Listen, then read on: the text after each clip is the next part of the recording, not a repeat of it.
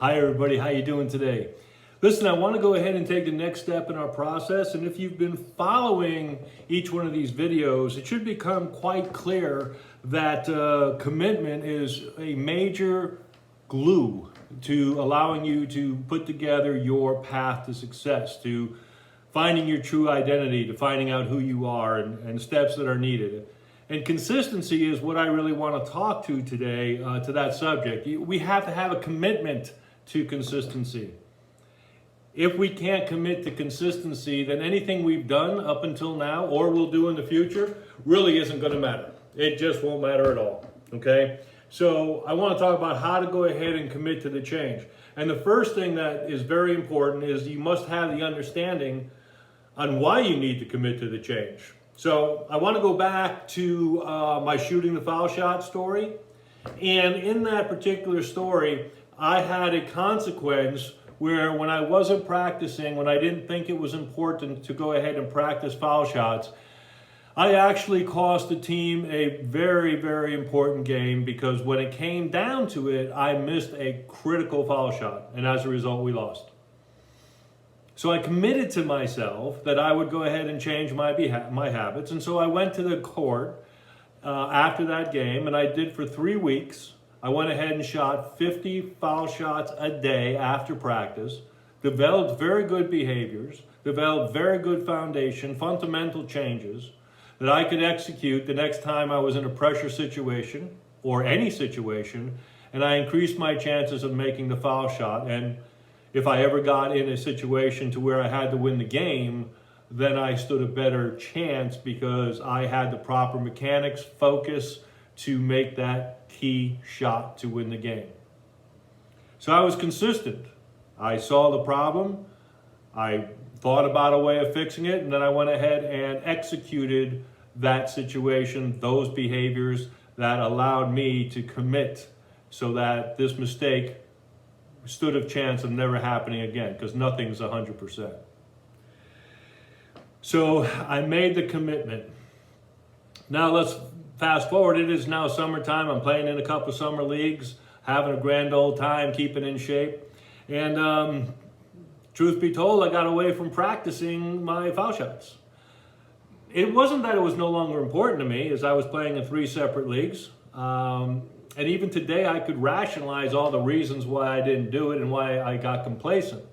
But the reality was, in looking back, again, talking about decisions made when we were younger, and looking back, I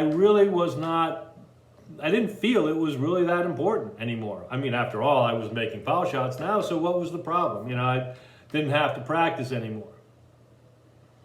Well, I had to practice because guess what's happened? At the beginning of the season, after the summer leagues, I was in a similar situation to where I had to make some foul shots. And through the course of the game, I was put on the line 10 times. Now, at 80%, okay, that would have been 8 points extra, right? I missed 7 shots.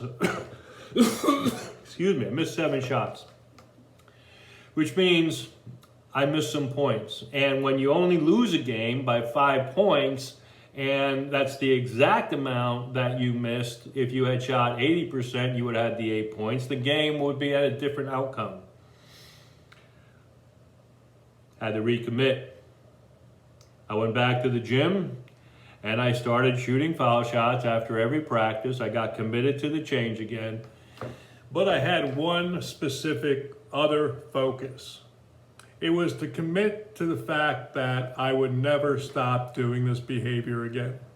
Whether it was committing to foul shots, whether it was committing to any of the things I was doing, or any decision that had not been made yet, I was making a commitment to myself that I would be actively involved in maintaining the commitment needed so that the change would be permanent. Great thought. We're human, we get distracted.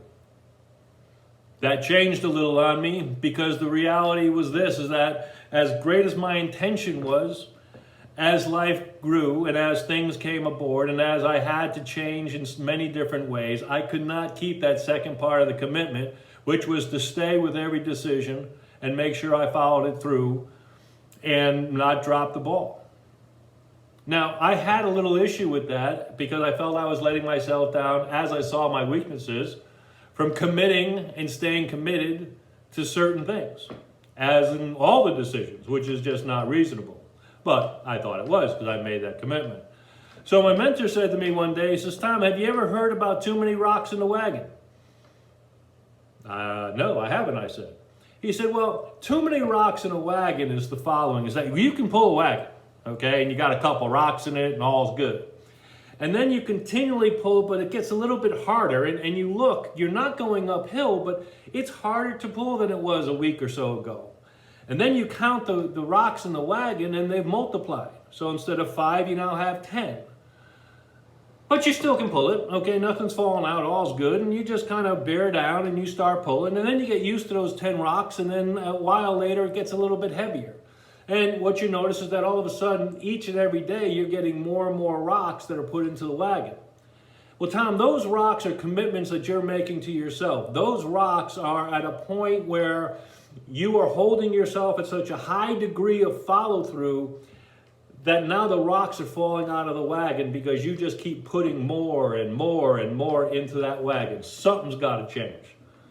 And right now you're getting frustrated because all the commitments, everything you've wanted to do, you have now found that they're falling out of the wagon. And when you look down the road, there they are, scattered.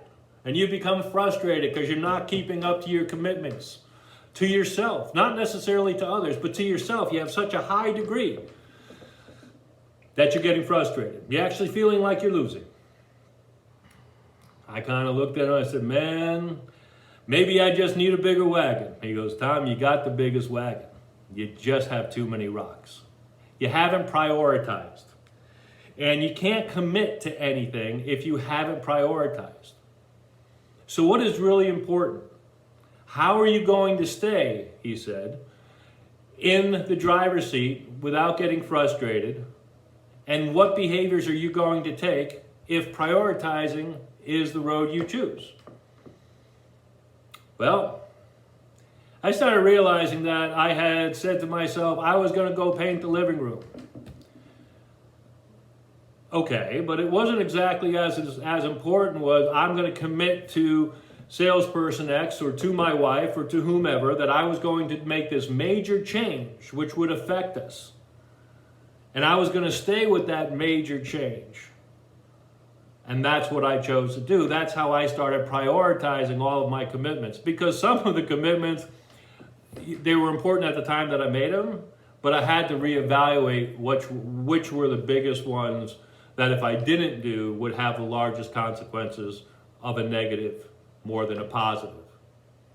So like we've been talking throughout this course, I had to go back. The goalpost was where it was, but shifting a little because I was shifting my decisions.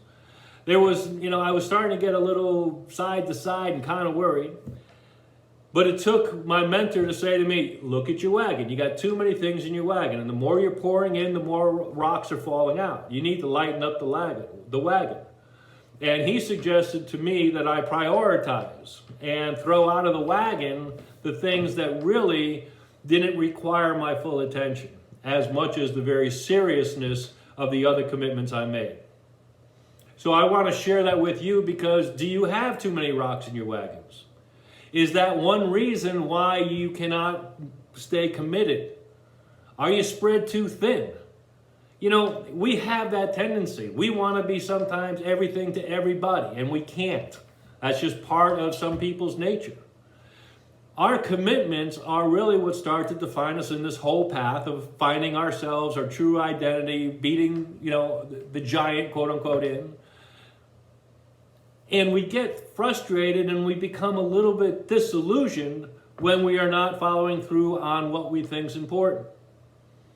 So, the greatest suggestion he gave me, amongst others, not the greatest, but he gave me many, but in this particular situation was become better at prioritizing. And if you're going to become better at prioritizing, you need to revisit your game plan. You need to revisit your goals so that they all line up together. But give yourself a break. You can't become so committed to everything because you're going to be ineffective to everything. Prioritize. Make sure you don't have too many rocks in your wagon. Make sure you're doing what's important to everybody, because what you do does have consequences. Keep checking out your wagon. Make sure your commitment's to the right thing. Make sure your follow-throughs to the most important things. I'm excited to talk to you later. I hope you're having an outstanding day, and be so excited you're that good. Thanks.